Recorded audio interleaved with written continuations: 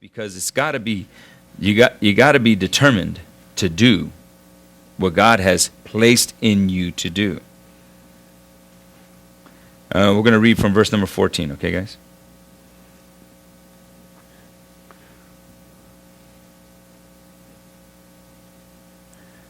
You know, Jesus used the expression that where your treasure is, there will your heart be also. Remember that? And what that means is that how much time you invest into something, it gives you an indication as to what your passions are, what your desires are. You know what I mean? So you can identify some of those gifts and talents based on gifts and abilities, not talents. Gifts and abilities, because talent's in the Bible. We understand talent today because that's the westernized definition of it. Talent has to do with what you can do, right? But in the Bible, that's money. That's something that's invested in you. So biblically, it's called gifts and abilities. And those gifts and abilities are supported by talents. So how much money can I invest in you?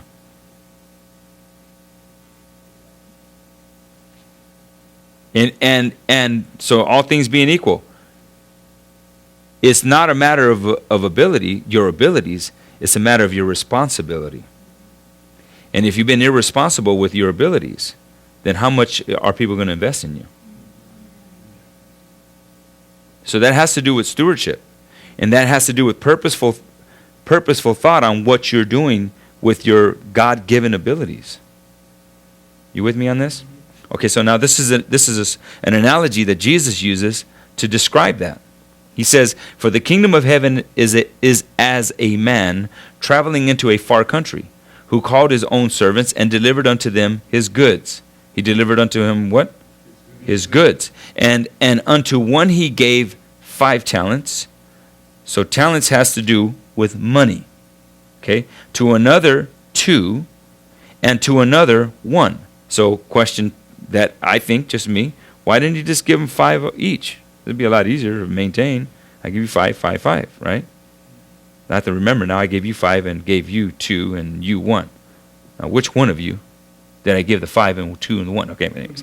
That's just a hypothetical. But I'm just stating he did this on purpose. Okay? And unto one he gave 5 talents, to another 2, and to another 1. And to every man, why? According to what? His several ability. You see that? According to what? His ability. And straightway took his journey. So he gave responsibility to you. He put the ball in your hand. Now, with your ability that he knew, that he saw in you, he invested in you. You with me? So, then he that had received the 5 talents went and traded with the same and made them other 5 talents. And likewise he that had received 2, he also gained other 2. But he that had received 1 went and digged in the earth and hid his Lord's money. Is that fear? Fear of his own God-given ability. Because he had an ability that he was responsible for. Before you can be rewarded with much, you need to be faithful with a little. That's why, I don't take it lightly when it comes to things like a church service, like the chairs, like the floor, like the wall needing to be touched up, the things that, and this is not my building, we're leasing this place, but I think I have a responsibility here. And if I'm not faithful with this, what makes you think I'm going to be faithful with something that's 10 times bigger? And I'm not maintaining this. Do you understand? It's like a simple thing, like clean your car. Right now my car is dirty. I need to clean it. And you know one thing? The car is not going to clean itself. And it has to do with a responsibility. But see, and those are habits. Those are called habits. That's not your ability. Now, could you make money from washing cars? Yeah, there's a lot of car washers out there making money. Yeah, clean those cars. I remember when I was a young man, I used to detail cars. And we do $30-$40 a pop. Back then that was pretty good money. And knocking, that's when, and I used to work, man. I would work, hustle. Because obviously I'm not getting paid that whole 30, 40 bucks. Most of that's going to the owner of the company. But for me to get paid, I got that buffer, man. I learned how to use that. Put that stuff on it, take off the oxidization, and then put on the wax and clean. Did my best, and was rewarded for it. I got paid a book.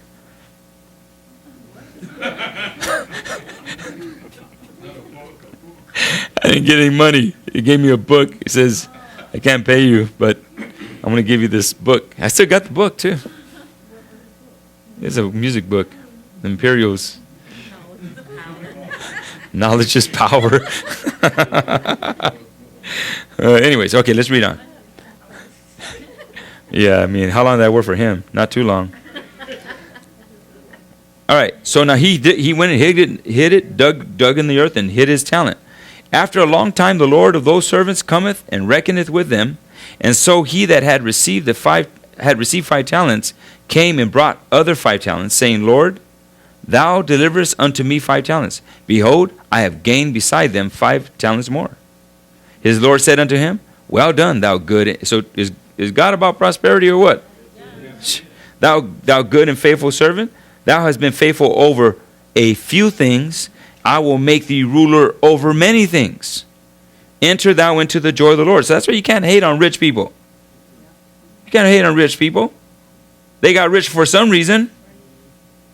Maybe they've been good stewards with their money. And I'm not saying they did it all right. There are a lot of people who've done it wrong. But there are a lot of people who have done it right. You know what I mean? Like a drug lord. They're not doing it right. But there are people who have legitimate businesses who are succeeding in life and are providing jobs for people. See, that's a good success. Nothing wrong with that, right? So, okay. So he says, where are we at? Verse 22? 22? He also that had received 2 talents came and said, Lord, thou deliverest unto me 2 talents. Behold, I have gained 2 other talents besides them. His Lord said unto him, well done, good and faithful servant. Thou hast been faithful over a few things. I will make thee ruler over many things. Enter thou into the joy of the Lord. Now notice he said many things in both cases. But being faithful with the 2, he was positioned to take authority. Then he which had received the 1 talent came and said, Lord, I knew thee that thou art an hard man, reaping where thou hast not sown, and gathering where thou hast not strawed. You know what? Don't read this kindly. That's an attitude. So I'm doing all this work for you. So what I did is I went and hid that talent and make sure you got your money back. That's an attitude. But look at what was motivating him. And I was afraid. You see that? I was afraid.